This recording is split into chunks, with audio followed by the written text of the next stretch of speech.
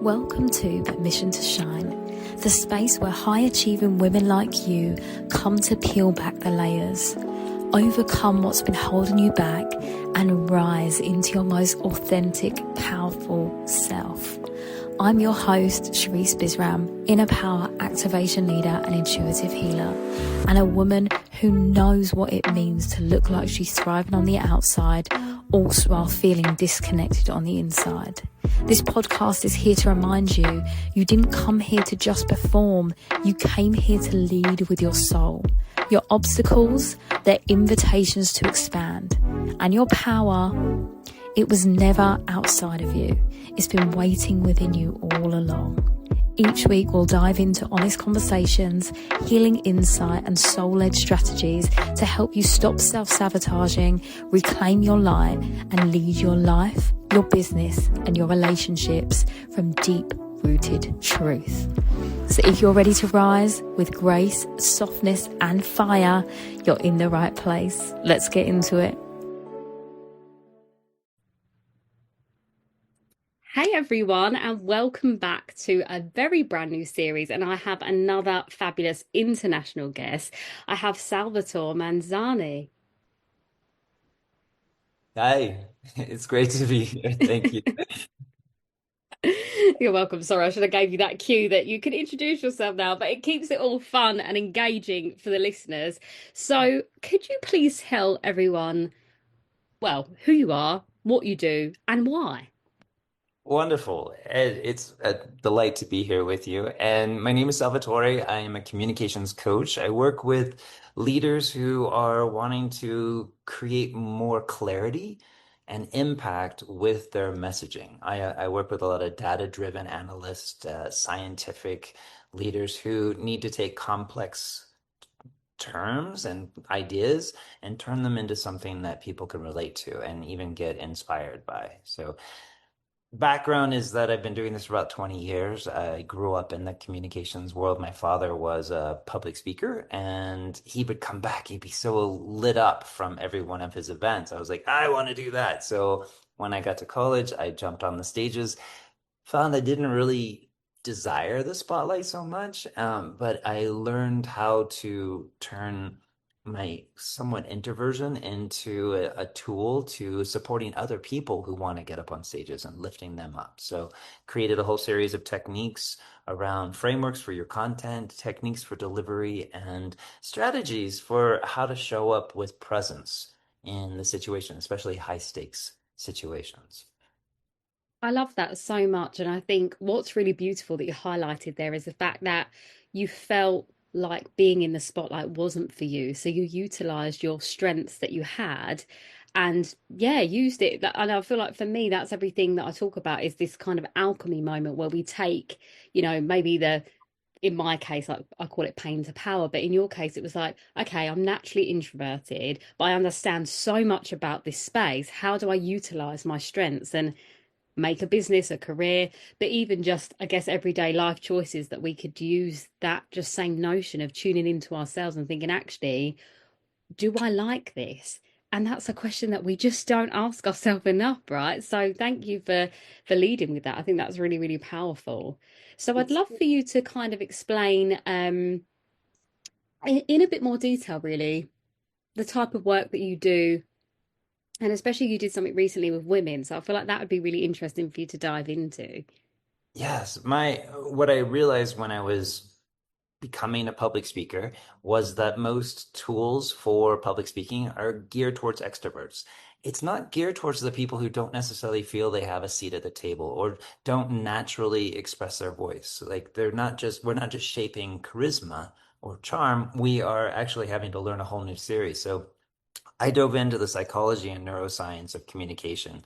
And now I work to empower the people who don't always feel heard in the meetings. If you ever left a meeting and said, "Oh, I wish I'd said this," or "I said it first and then somebody else got credit for it," which happens a lot for women, or I my idea just didn't seem to like drive forward with the impact that I wanted. Like I've created strategies to help align your message with a framework that will help it land. And specifically, I work with a lot with female leaders, a lot in the finance realm, which is a male-dominated realm, in terms of how to show up, how to support other female leaders, and how to appear with presence and gravitas. Because let's be honest, women have to thread a very difficult needle, right? They can't appear too cold, they can't appear too quick.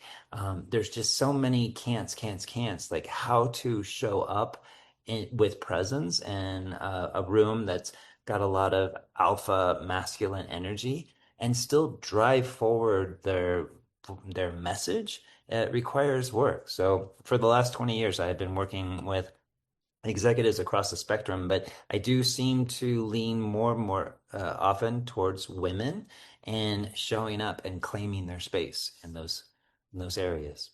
Yes, I love that so much. And obviously, my listeners will know that that is all what I do, and I'm so passionate about it. But it's such a interesting conversation to be thinking about that from a communication perspective. And I think that a lot of women might never, not ever have thought that, the way that you deliver something using your voice is where the power is. Because, like we said, sometimes we believe that in order to be seen and respected that we have to have like a loud tone to be understood, and that then sometimes makes us feel very masculine and not like our true selves. And unfortunately, as we know, the corporate world, like you said, is male dominated. So a lot of the successful women that I've met have almost shaped themselves to being more masculine in order to be seen and heard, and then realizing now after 20 years or so that it's actually had a real detrimental effect on their nervous system and their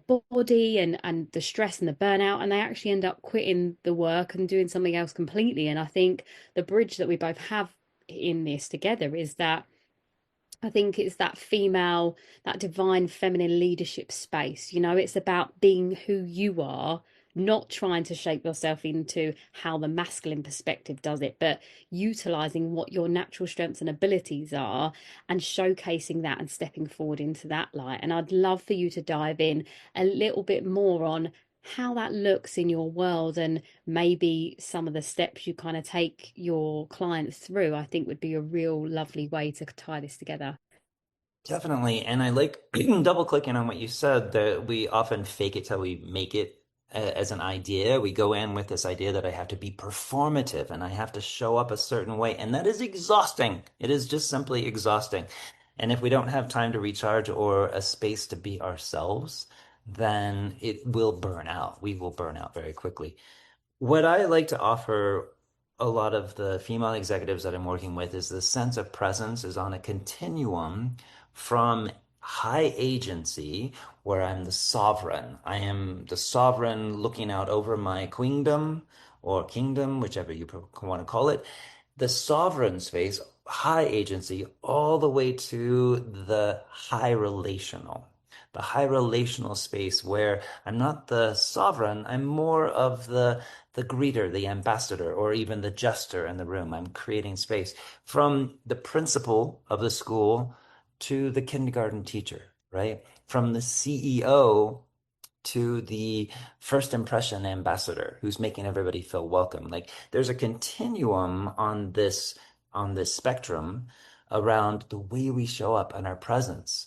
And there's behaviors associated with all of them. And what I would offer is that we have all been taught how to behave. We know how to behave in certain situations. Life, society, family, friends condition us to know how to behave in a particular setting and context. That conditioning is not always appropriate for what we're trying to accomplish. So, as much as I just got on a rampage about being oneself and not fake it till you make it, oftentimes we have to lean into and lead from parts of ourselves that don't feel fully authentic because we've been conditioned to play it small. We've been conditioned not to show up with that voice or conditioned not to show up with that kind of personality or whatever. And we want to think about first, what is the context of the situation and what is it that I'm trying to accomplish? Then, how do I show up with presence to meet that moment. Again, my instinct, my intuition may not be aligned with what's needed in there. And I'll break it down into three simple categories: space, stillness, silence. The higher on the agency scale that a person is wanting to convey, the more space they take up, the more stillness they demonstrate, and the more comfortable they are with silence. The other end of the spectrum is going to be like making myself small. It's going to be using more gestures, hands close to the face, using a lot of words. I'm not comfortable with silence. I don't want silence. I want you to be talking. I feel uncomfortable with that. So finding the spectrum and being aware of our own behaviors, where we line up. And then the hardest part of this is becoming aware of the triggers. What is it contextually that triggers a behavioral response that we've been conditioned to have? Now, as women walk into a male-dominated boardroom, there's often a lot of thoughts that will come up into how I need to behave, perhaps because of the person that's there, because of the topic, because of whatever.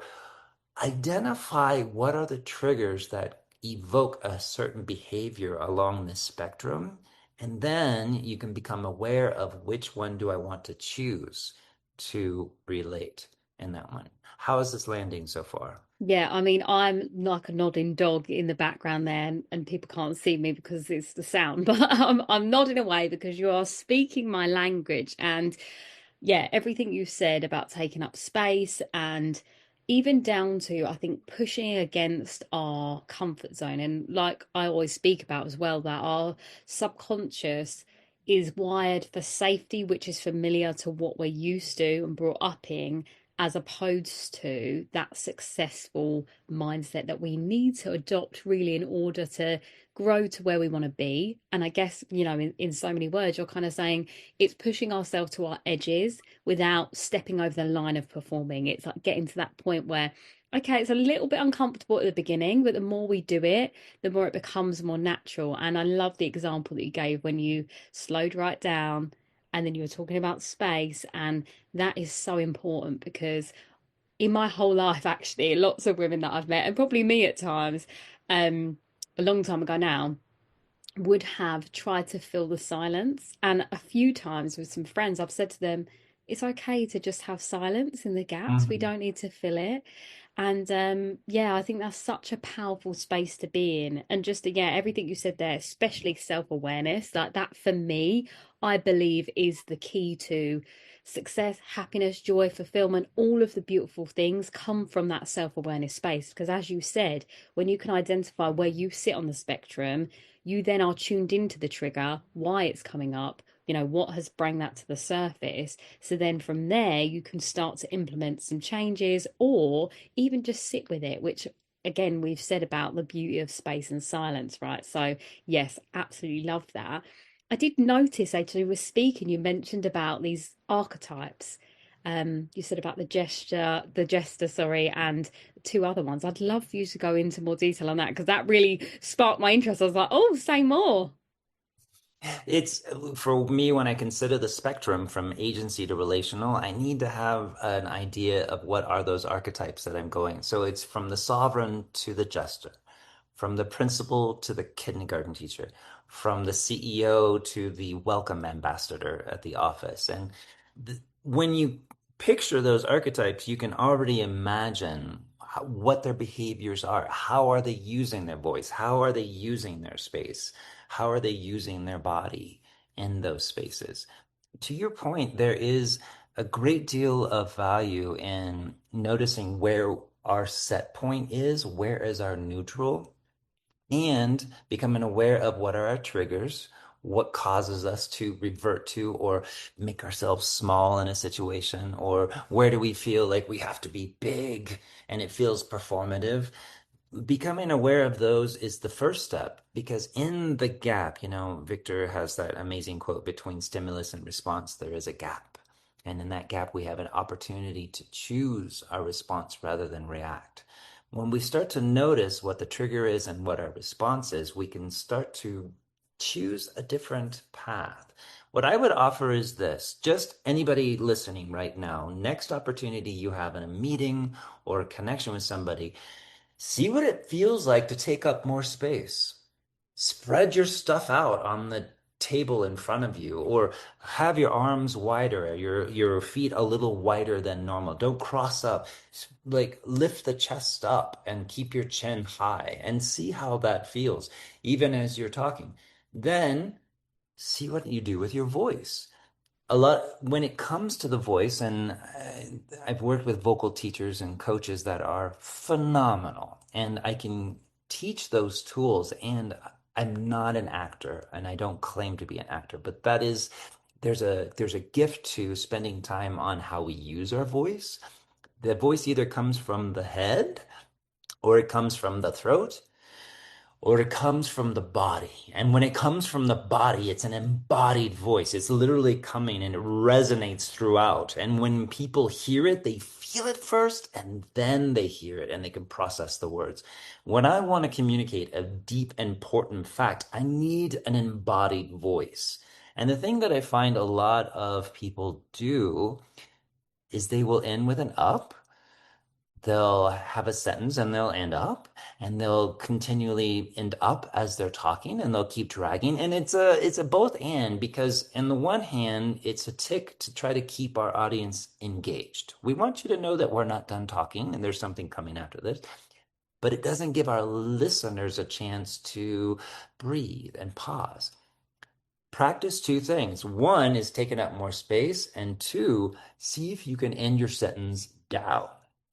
Practice saying that same sentence and coming down at the end. And it's a pitch as well as your tone. It's a whole thing, but practice coming to a finality, a period. Come down to a period at the end of your sentence just to see how that feels. So that's two things. One, taking up space. Second, coming down with your voice at the end of it, noting what part of your body your voice is projecting from. I feel like I'm doing a big download. I hope you're okay with this, Sharice. Yeah, I love it. I mean, I also do some speaker training. So you're just, yeah, you're giving it, you're speaking the same rhetoric, which I love, in your own way. And that's really what I have. It's a beautiful golden thread between my guests and myself, is that we're all saying something very similar in our own way. And I hope that for the listeners, again, this is just that reminder of how much power you have within yourself to be able to really get across what you need to say and share with the world. And everything I do is about this embodiment piece. So when you were saying about speaking from the soul, like that is one of the things that I'm like trying to teach all of the time, especially when it comes to delivering in person. We're at an event and you've got something really important to share. I can feel as soon as someone drops into that body soul space. And I talk about using the different chakras as well for that, like when we're talking about especially because obviously my work sort of tethers into sort of spirituality, connection, soul self type of work, that when it's something deep and meaningful that you really want everyone to feel, it's like really talking from that root chakra, that grounded space, that's your knowing, that's who you are, and you're here to take up that space and share it. So yeah, I loved all of that. And even down to parenting as well, when you were saying about going up on the end, if you talk with that going up on the end, your children don't always believe you as much as if you put it down. And I've noticed that with my nieces, that their mum does that naturally, or she shouts just like that. And for me, I say to her, you have to do the firm voice. You have to do the firm, low voice. And that's why they listen. And funny enough, my stepdad and I have that ability to tap into that lower voice. My mum and sister don't. So then they always say to us, why do they only listen to you? And we're like, I told you, it's the deep tone. It works. But I guess for my listeners as well, I briefly told you about this, that I do have a lot of single women that, listen to this podcast. I just wonder if there is something in relational speaking, as we've spoken about loosely, you've sort of mentioned that that's obviously important. If there's something they can do in conversations that kind of open their energy up a little bit, because as we're saying about taking up space and like all of those things, what would you kind of give advice to them in that respect? I love where this is going already, and I appreciate the conversation, moving it into the one-to-one conversation versus the one-to-many. We talked about taking up space. We talked about using our voice from an embodied voice. If I was wanting to appear open, there's open and closed gesture. So it's how we use our body, right? Am I crossed? Are my legs crossed? Am I tilting myself to you so that you can't see all of me? Or am I showing myself open?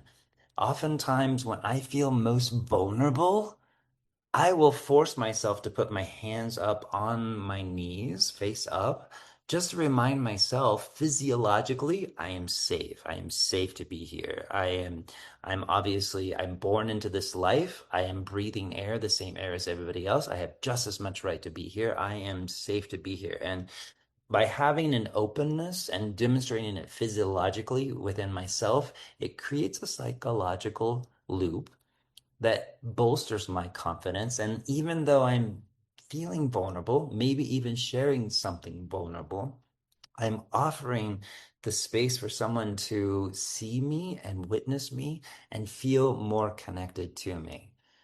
So if I was single, I am single. If I was wanting to convey an openness to the person who I'm connecting with, I would definitely use the downward tone to appear authority. And I would also maybe tilt my head to show a little bit of curiosity and interest in the person. And I would keep my gestures open so that they feel that I'm willing to receive what they're saying and hear until that point is where I don't want to listen to what they're saying, or if they're too self-absorbed or whatever it is, because let's face it, that happens a lot. So then I might close up and start sending those signals that this isn't where I want to go. But there's a way to use the body in an open gesture, and that applies in the boardroom or in the coffee shop with your date. Yeah, we weren't going to say bedroom because that takes it to a whole nother Too space. far, too far, too far. No, that's really, really interesting, and actually something that I've been pulled up on before when I've been on a date.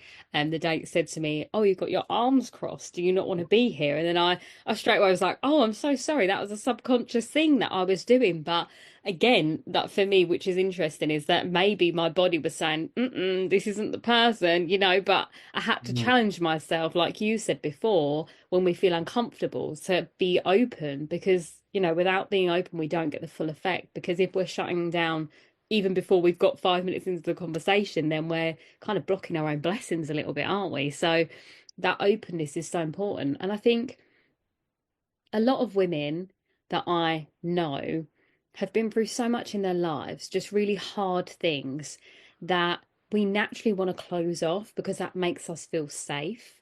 But the challenge is here is that if you don't open up, you have no space to receive. And I think that's a really important part that I want to just hone in on for anyone listening, because you get to have everything you want because you deserve it, but you have to open up to allow yourself to let it in. Otherwise, if you keep yourself closed, if you keep yourself small, if you keep yourself scurrying under your words and you're talking really fast, no one takes you seriously and you don't take yourself seriously. And that's really the core, I think, underneath it all, is that sense of worth. And when you do stand tall and you do own the space, people take you seriously as a result of just you're present, right? You're here. You're saying I am here instead of hiding from life. And I think so many women that I have conversations with are like, why is this not working? Why am I not receiving this? Why is it them that gets chosen? And I'm like, you're not allowing yourself to be seen. And I think that really is kind of the underlying tone of what we're both saying. Yeah, allowing yourself to be seen, and it is risky. And I think it becomes an opportunity to be intentional. And I would offer to anyone listening to practice this. Practice it in low stake situations when you're ordering coffee or when you're getting like some little exchange with somebody, customer service. See if you can practice a sense of more openness than the situation requires, just to get a sense of how that feels, right? We're doing a rubber band stretch here, right? It's going to snap back, but it'll be a little bit bigger at the time.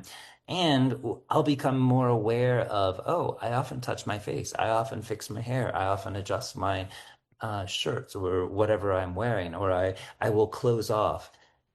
when I'm becoming more intentional about how I'm using my body in a space, it allows me to make choices in those moments where I want to, like you said, be open to receiving all the goodness that life has to bring me and I deserve, because we do. And we can't when we're closed off to it, whether we're sending that message to ourselves or to the other person.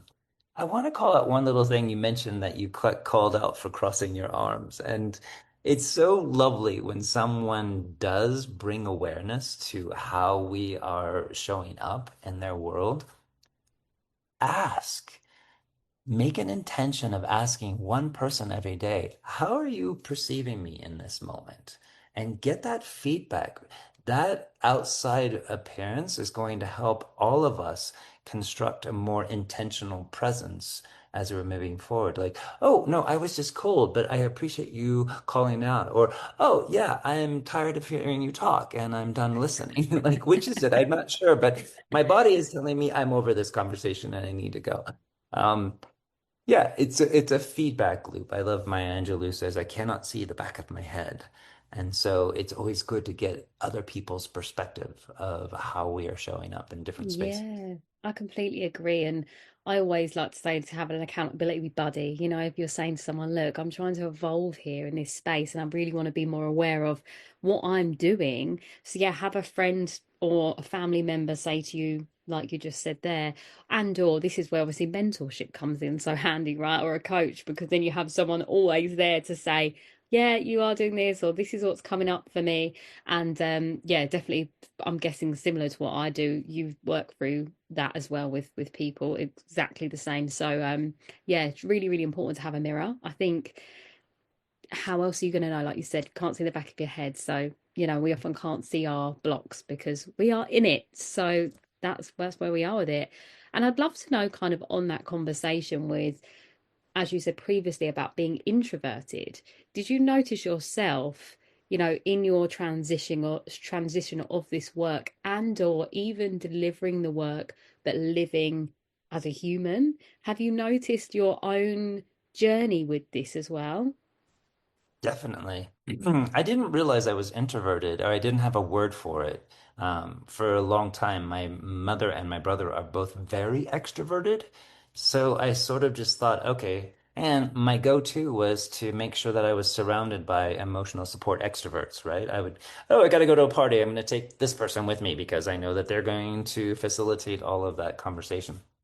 As I The second part of that I just want to own is that once I realized what introversion was and that I had it, I still had this sense of shame around it. Like it wasn't something that I was allowed to have. I need to show up in a different way. I need to perform. I need to be that person in the room in order to be seen as a leader, in order to get my message apart.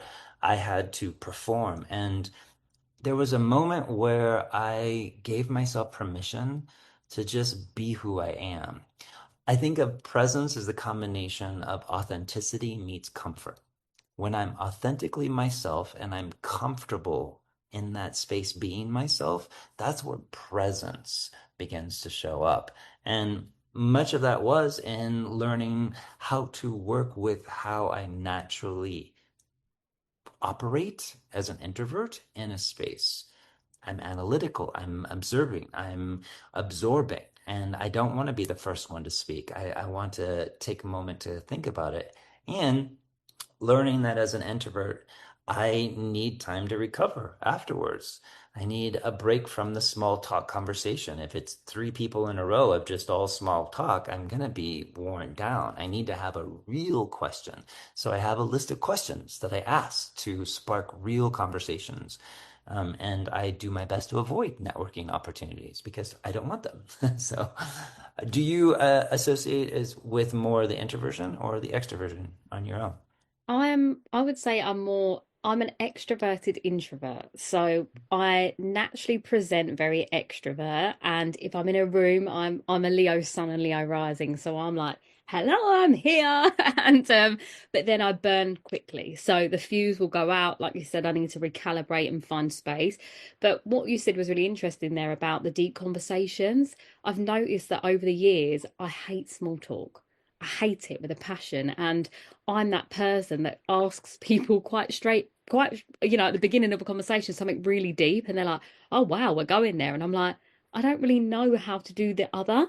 I can't do that. And if people only want to talk about surface level stuff, then I'm not the right person for them. And I think um that confuses a lot of people because obviously being so Leo and vibrant that people think I'm just going to be talking about fun things all the time. But I want to know why you do the thing that you do from the core reason, because I believe that purpose is something that our soul chose before we entered Earth, so I could take it on a whole journey. But I find when you're brave enough, like you said, to own who you are, the right Mm. people do vibrate around you. And I noticed that in events that I've met, really incredible women that just are like, next time I see them, they're like, oh my gosh, because they feel like we've built a genuine connection as opposed to just fluffy talk about anything.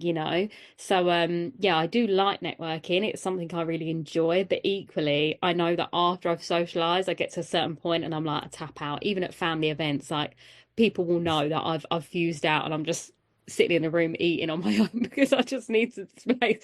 So I do think it's really powerful that you bring that up, because I think it's important that you understand your own patterns. As we said, self-awareness is the key. Yeah, and it's okay to just go in the corner and eat too. My God, family gatherings can be exhausting because we have these guardrails that we have to stay within. We can't talk about this, we can't talk about that. And it can be very exhausting to stay within a little box and show up in a very little way and not feel free to just be fully myself in that situation. Mm.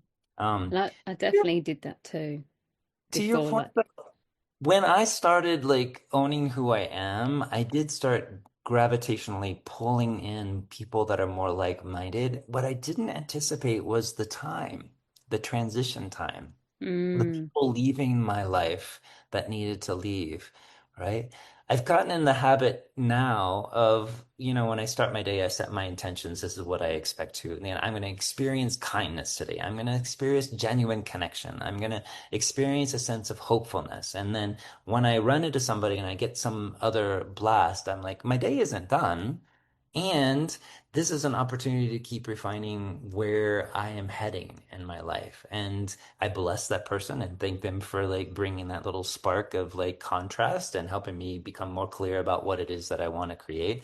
But allowing myself to know that, okay, well, a better example is when I'm dealing with a challenge, especially customer service of some sort on the phone, and things aren't getting resolved, I'm like, it's okay. Tomorrow, this is going to be a better day. I don't know. Maybe it's because I want things to always be in a neat little box by the end of the day. Allowing those people to dissipate from my life naturally, organically, um, was not as easy as I anticipated it would be. I'll say that. no, I agree with you. I had the same experience myself with, I mean, I would say it was uncomfortable, definitely uncomfortable, but equally I believe that everyone that kind of fell off the tree with a, I don't want to say the rotten apples, that's unfair, but they'd expired in my life. And I think that this is why choosing yourself and choosing to take up space is so important, because you can't sacrifice your growth for someone else's. And I think so many women have been taught this martyrdom thing where, we're drowning ourselves and then we're trying to save everyone, but all that's doing is just pulling us down lower and lower. And it's like, it's actually okay to swim to the shore first and like build a raft and then go out and save people. That's what you want to do. But equally, it's not our responsibility to save anyone. And I think when we start to evolve into a more embodied version of ourselves that is taking up space, it is definitely the right people find you and all of that good stuff. I can't remember what our point was going to be now. It's just falling out of my head. But yeah, no, I don't know where I was trying to go with that. I was envisioning the raft still, and I was like, where was I going with that version of you? It might come back to me. I just It went up. might. There's an idea that surfaced around comfort with discomfort, right? How can I Mm, There was, for 3 years, my challenge to myself was to speak before it feels comfortable because I mm, innately wanted to stop and process what was happening. But like getting comfort, or comfortable with speaking before it feels comfortable, it's not easy. And there's something to what you were saying about like being a little bit uncomfortable with other people's unease. Like, it's not my job to make you happy. It's not my job to rescue Mm. you. I'm going to prioritize myself over your happiness. And I want for you to be happy, but I'm not going to make it my job. I'm not going to make it my responsibility. So I have to learn to be comfortable with the discomfort that you are sitting in and the boundaries I have between where my responsibility lies and within that. Yeah, absolutely that. And even more so is like when you do let go of people, it's that understanding that I want you to eat still, just not at the table with me. So we're letting people go with love rather than, resentment or hate. Because as you said, like every day you're having those conversations and accepting the parts that, that was uncomfortable. I don't really want to go through that again. But equally, I feel like there was something learned there, and the next time it will be different.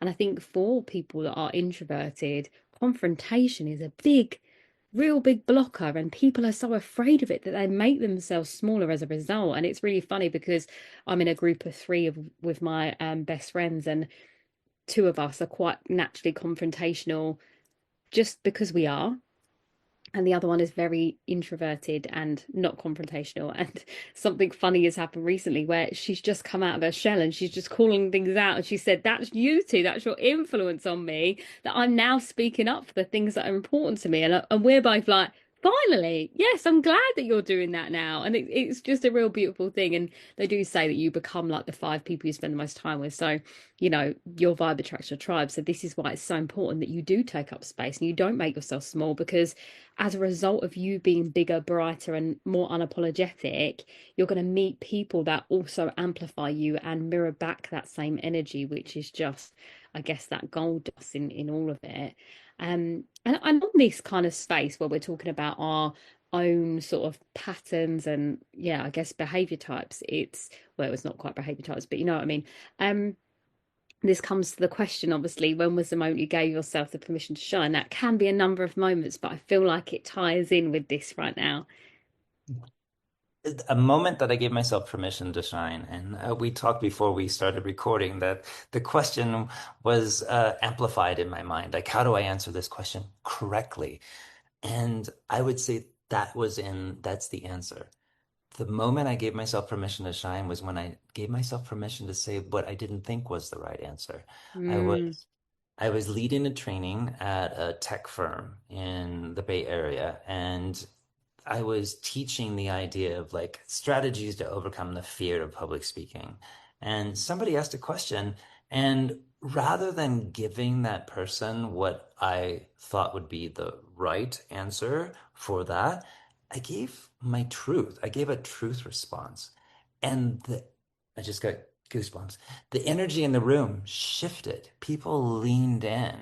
And I was like, whoa, I'm getting full body goosebumps right now. There was something that happened in that moment where what I was teaching to overcome the fear of public speaking is to simply not make it about me, but to make it about the message and the person.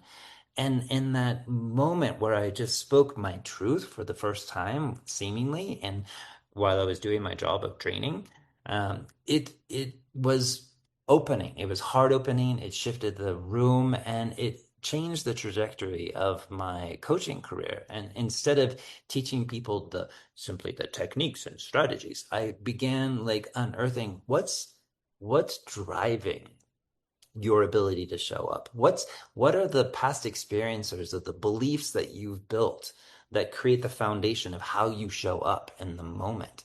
And let's work with those. Let's reframe, let's reimagine, let's create new strategies to build on top of that to let your authenticity flow. All because of that one yes. moment. I love that so much. And for me, like as soon as you said those words, soulmate strategy came into my head about what you were speaking about there, because it was all of the education stuff that we know is so important will only take you so far until you integrate it with every part of your body. And then I think in that moment you gave yourself the permission to shine was where you gave your soul the permission to speak for you. And that for me, I feel like is always the connection point. I actually, to much contrary, I mean, you might actually have a go at me at this, but when I do public speaking, I don't really over rehearse. I don't even prep a speech most of the time. I just have some key points I want to talk about, and I allow my soul to lead the conversation. And that's really for me where I always get told that I've left a lasting impact on people and all these lovely things, because my story of, my journey so far and childhood experiences and all that stuff has been so difficult that I feel like if I over intellectualize it, it takes away the grit and the raw transformation of what that feels like. And I want to take my listeners on that journey, and I want them to feel that sense of, if I can do it, so can you. And I feel like that loses a little bit of flair when you try to over choreograph it, and I was a professional dancer for 11 years, so that obviously feels like it's part of that story. But equally, the embodiment piece ties into all of that too, because I always show up as this version of me. So whether I'm on stage, whether I'm in the supermarket, I'm always this version of me. And I think for me, that's the biggest declaration of taking up space, is that you don't get a different version of Cherie. She's always here, this version. It's amazing, and I celebrate you in that. And I'm hearing the contrast between you and me in the sense that I don't overly choreograph, which I like that term, but I do want to be prepared. Like I'm an introvert. I want to be prepared for the situation. Mm, So I come not with a speech, but I come with bullet points. I come with ideas. I come with fully formed thoughts around the topic that I plan to hopefully drop in at some point. The it's a wonderful synergy between the two of us because here I am coming with prepared talking points to share with your beautiful audience, and you're like flowing and easygoing, and the dance that we're having at the moment is embodied of like what becomes possible when mm. we allow ourselves to be fully who we are, relying on whatever it is that drives us to show up in that moment fully. Um, I wish I could say that I always bring 100% of myself to every situation. And I still believe that, when it comes to a professional setting, I want the professional version of that person meeting me there too. Like, I don't always want to have the full authenticity of that person. I still want to show up and do the work. And I think that as a humankind, as a society, we are moving towards merging that. COVID forced us to find a new perspective of what does it mean to be who I am and work, because now my work is in my home.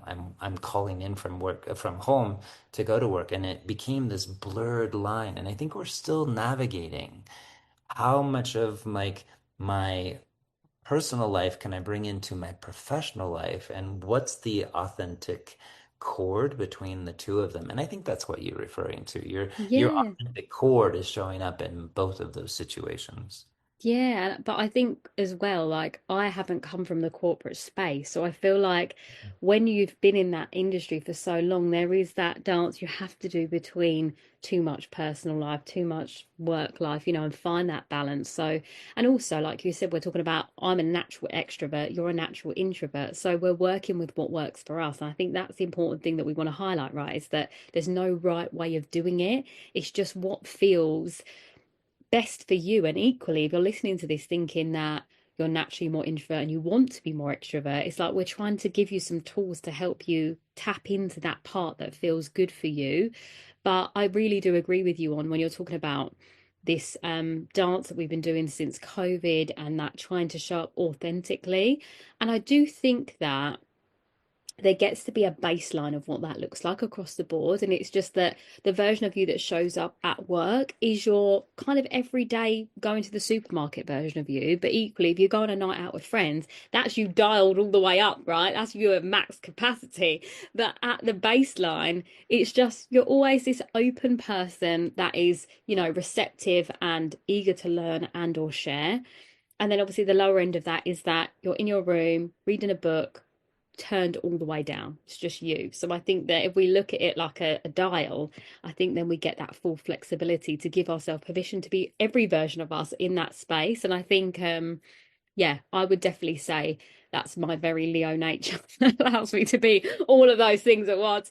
But equally, I again, because I am so open, I can say to people and feel comfortable to say, I just need some time to myself. Like, especially with my nieces, they're at that age where they want to climb all over me all the time and like pull my ear off and all the stuff. And I have to just say to them, I need space now. You've got to leave me alone for a minute and then I'll come back. So, but again, vocalizing how we feel has to be, it has to be there, right? It's the most important thing that we could do for ourselves ever. Um, there's so much I could talk to you more on, and I love every part of this, but I feel like at this point it's really good for the listeners to hear more about how you're working at the moment, and if they want to find you anywhere, where would be the best space for them to find you? Well, thank you. Yeah, if anything that I've said resonates with you, I would invite you to go to clearandcompellingplaybook.com. It's my book. I'm compressing 20 years of communication coaching into a book. And if you go to clearandcompellingplaybook.com, there is a free resource on agency to relational behaviors. You can download that list and you can check where you're showing up each time. I would also welcome any connection through LinkedIn. One of the things that I love is if you have a video of yourself speaking, whether it's giving a talk or whatever, I would love to review that with you and look for what are the keynotes that would elevate your performance. What are the things that maybe you're not seeing that you could easily communicate more effectively and more influentially out there. But yes, please reach out to me. And I love that offer there about sending the video. Like that's gold. And also the fact that you're sending, well, you have the option to get the free resource of seeing where you sit on that spectrum. That's going to be so helpful, especially as well. I want to say if you're not a professional woman, as in like you're not a business owner or in the corporate world, that's still going to apply to you in your everyday life. So definitely take up that offer because like we said, self-awareness is the key. So when we can identify where we are sitting on that spectrum, that gives us our power, right? We're not giving it away anymore. We're saying, this is mine. I sit here right now. I'd like to be here. So what can I do to tweak that? And yeah, we are both available for questions in the DMs for sure. I will pop all the links in the show notes, so you can just click below as well for anyone listening right now. I've really enjoyed this conversation, and I feel like we'll have to come back to it again at another time. I feel like at the end of every episode, I always do a soul to soul message. So based on the conversation, what would you like to share with the listeners? What do you feel like someone needs to hear right now? Ask for what you need. Every day, stretch yourself to speak before it feels comfortable and ask for what you need. Keep trying it on. Yes, I love that so much because people are not mind readers. So there we go. Got ask and you shall receive. So yeah, thank you so much for joining me. Again, Thank all of you. your links will be in the show notes and yeah, have a really lovely week. Thank you so much. Great to be here. Thank you for listening to this week's episode. Please do comment as well what you feel like you've learned from the episode. It's really helpful. And if you can rate it on a 5-star review, I would be so grateful because that just means that more women get access to these teachings within the episodes. And also, who would you like to be on the show? DM me and let me know. And please do share with a friend that you know needs to hear what's in this episode today. I would also love to invite you into my inner power portal because that is the space where all of my meditations are, all of my activations, and I host 2 live sessions per month that do include movement and my spiritual downloads and all the beautiful things that I offer all in one space. Plus you get to ask me any questions that you have. So I'd love to see you in there. Have a great week.